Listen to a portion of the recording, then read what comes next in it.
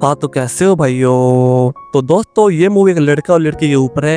ये दोनों कसम खाते हैं कि हम एक दूसरे से कभी प्यार नहीं करेंगे, लेकिन जो कपल रूम में जाकर सब कुछ करते हैं हम वो सब कुछ करेंगे। तो हम आज इस मूवी में देखेंगे कि ये कसम को पूरा कर पाएंगे या ना कर पाएंगे। तो चलिए मूवी को शुरू करते हैं। वही शुरू करने वाले वीडियो को लाइक कर लो एंड चैनल सब्सक्राइब कर बेल आइकन प्रेस कर लो। तो चलिए मूवी को शुरू करते हैं। मूवी की शुरुआत हम डैनियल नाम के लड़के को देखते हैं। वो अपने ऑफिस में काम कर रहा होता है, तो तभी उसकी गर्लफ्रेंड उसके पास कॉल आता है और उसको मिलने के लिए बुलाती है। और दूसरी तरफ हमें लड़की को देखती है जो इस मूवी की दूसरी कैरेक्टर है, जिसका नाम है जेमी, जो कि अपने बॉयफ्रेंड का वेट कर रही होती है। डिलन लॉस एंजल्स में रहता होता है और जिमी न्यूयॉर्क में रहती है। फिर जब ये दोनों मिलते तो हम देखती है डैनियल अपनी गर्लफ्रेंड से ब्रेकअप कर लेता है और जिमी अपने बॉयफ्रेंड से ब्रेकअप कर लेती है। तो इन दोनों ब्रेकअप होने के बाद ये कसम खाते हैं कि मार्च के बाद कोई भी रिलेशनशिप में नहीं पड़ेंगे और अब से वो सिंगल रहेंगे और खूब मौज मस्ती करेंगे। जिमी एक कंपनी में लो और रिक्रूट करने का काम करती थी, इसलिए वो डिलन को एक न्यूरो कंपनी में इंट्रो देने के लिए बुलाती है। डिलन सभी कंपनियों में बहुत अच्छा काम करता था, इसलिए जिमी चाहती थी कि वो हमारी कंपनी में काम करे और जिमी को डिलन को अपनी कंपनी में लगवाने के लिए अच्छा खासा पैसा भी मिल रहा था। इसके बाद जिमी डिलन को पिकअप करने के लिए एयरपोर्ट पे जाती है। फिर वो टैक्सी में बैठ के जब वापस आ रहे होते हैं तो डिलन जिमी से बोलता है कि मुझे नहीं लगता कि मैं इस कंपनी में काम करने के काबिल हूँ, लेकिन जिमी से बोलती है नहीं, तुम काम करने में बहुत अच्छे हो, तुम इस इंटरव्यू को आराम से पास कर लोगे। फिर जिमी ने समझाने के बाद डिलन इंटरव्यू देने के लिए मान जाता है और इंटरव्यू देने के बाद उसकी जॉब भी लग जाती है। डिलन की जॉब लगने के बाद उसको ज्यादा खुशी नहीं होती क्योंकि उसको न्यूयॉर्क शहर पसंद नहीं आता। फिर इसके बाद जिमी डैनियल को पूरे न्यूयॉर्क के शहर कराती है और उसकी अच्छी अच्छी चीजें वहाँ की दिखाती है। डैनियल ये सब कुछ देखकर काफी खुश हो जाता है क्योंकि उसने टीवी में कुछ और ही न्यूयॉर्क देखा था और यहाँ पर कुछ और ही था, इसलिए उस कंपनी में काम करने के लिए राजी हो जाता है। फिर अगले दिन डैनियल और जैनी खाना खाने के लिए बाहर जाते हैं और वहाँ पर दोनों एक दूसरे को अपनी ब्रेकअप की स्टोरी बता रहे होते हैं।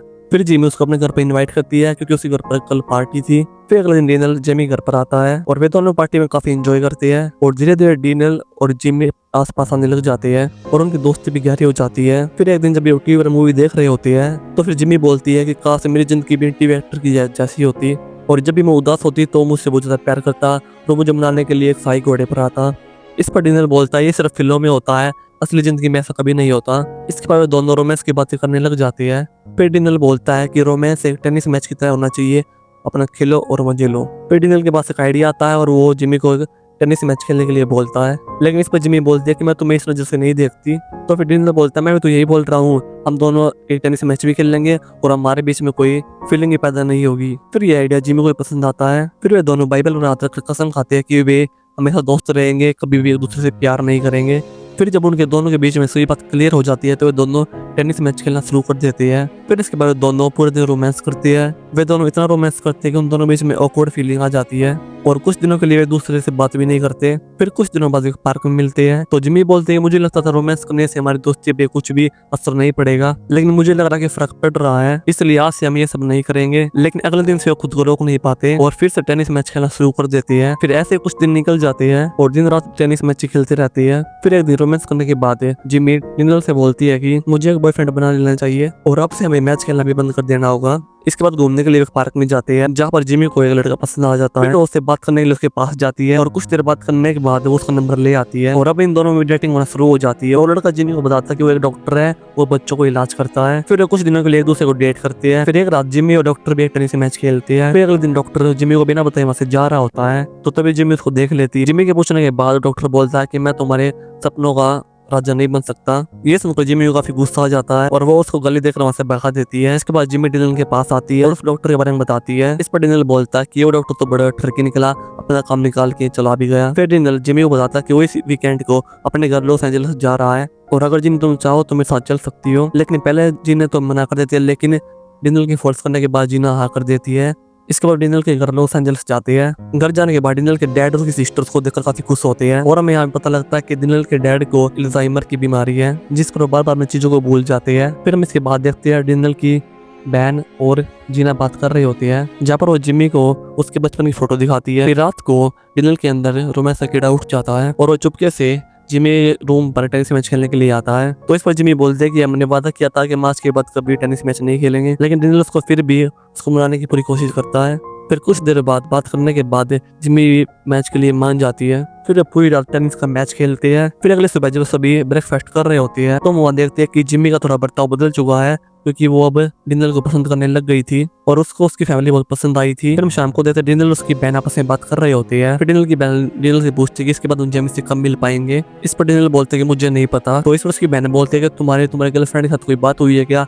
तो इस पर डेनियल बोलता है कि वो मेरी गर्लफ्रेंड नहीं है, हम सिर्फ अच्छे दोस्त हैं। और इस पर डेनियल बोलता है कि मैं उसे कभी भी गर्लफ्रेंड नहीं बुला सकता, क्योंकि उसका दिमाग थोड़ा सनकी है और वो इमोशनल है बहुत। और उन दोनों के बाद जिम्मी भी सुंदर ही होती है। फिर रात को जब सभी डिनर कर रहे होते हैं तो वहाँ पर जिम्मी आती है और बोलती है कि मुझे किसी काम से न्यूयॉर्क जाना होगा। दरअसल उसको डेनियल की बातों से बहुत बुरा लगा था, इसलिए वो जाना चाहती थी। फिर उसको वापस सभी लोग उसको रोकने की कोशिश करते हैं, लेकिन वो नहीं रुकती। फिर कुछ दिनों बाद डिनल भी वापस न्यूयॉर्क आ जाता है। वहाँ पर वो जिम्मी से बहुत कॉन्टेक्ट करने की कोशिश करता है, लेकिन जिम्मी से कोई जॉब नहीं देती। फिर डिनल कुछ दिनों बाद जिम्मी से दोबारा कॉन्टेक्ट करने की कोशिश करता है, लेकिन इस बार भी जिम्मी कोई जॉब नहीं देती। इस पर डिनल को याद आता है, मुझे लगता है कि वो अपनी फेवरेट जगह पर होगी जहाँ पर वो अक्सर जाती थी।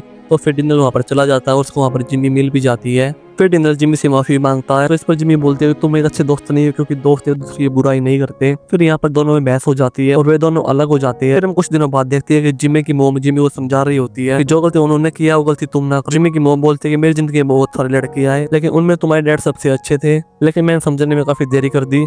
लेकिन तुम ये गलती ना करना, ना तुम भी अकेले रह जाओगी। फिर अगले दिन डेनियल अपने डैड को एयरपोर्ट पे पिकअप करने के लिए जाता है, जो उसके घर पे कुछ दिनों के लिए रहने के लिए आए थे। तो उसके डैड उसे बताते हैं कि जब मैं नेवी में था तो मेरी जिंदगी में एक लड़की आई थी जो कि मुझसे काफी प्यार करती थी, लेकिन मैं उसकी बातों को भी समझ नहीं पाया। लेकिन जब तक मैं समझ पाता इस बात को काफी देरी हो चुकी थी। काश मैं तुम्हारी उम्र में अपने प्यार को समझ पाता। और ये सुनने के बाद डिनल को भी जेनी की याद आने लग जाती है, जो कि उसे काफी प्यार करती थी। उसने अपने ईगो की वजह से कभी उसको अपनाया ही नहीं। तो उसके डैड उसे बोलते हैं तुम्हारे प्यार में थोड़ी सी गुंजाइश है, तो जाके अपने प्यार को बचा लो। फिर डिनल अपने डैड को घर पर छोड़कर अपने मिशन पर निकल लेता है। फिर हम जिम्मी को देखते हैं जो अपनी मोम से बात कर रही होती है। तो उसकी मोम ने उसे एक जगह पे मिलने के लिए बुलाया था। तो फिर अपनी मोम से बोलती है मोम तुम कहाँ पर हो। तो उसकी मोम बोलती है कि मैं अपने टाई बांधा हुआ लड़का उसके पास खड़ी हूँ। जिम्मी अपनी मोम को ढूंढ ही रही होती है, तो तभी वहाँ पर सभी लड़के डांस करने लग जाते हैं। फिर उसको वहाँ पर डिनल खड़ा हुआ दिखाई देता है, जो उसके पास आकर उससे माफी मांगता है और उसके पास आके बोलता है कि मैं तुम्हें बहुत मिस कर रहा हूँ और मैं जिम्मी से बहुत ज्यादा प्यार करता हूँ। इसके बाद वो जिम्मी को घुटनों पर बैठ के प्रपोज करता है। फिर दोनों एक दूसरे को किस करते हैं। इसके बाद वे दोनों डेट पर जाते हैं और ये उनके रिलेशनशिप की पहली डेट होती है। और यहाँ पर मूवी की हैप्पी एंडिंग हो जाती है। अगर आपको मेरी वीडियो को लाइक करना एंड चैनल सब्सक्राइब कर बेल आइकन प्रेस करना। मिलते हैं नेक्स्ट वीडियो के साथ।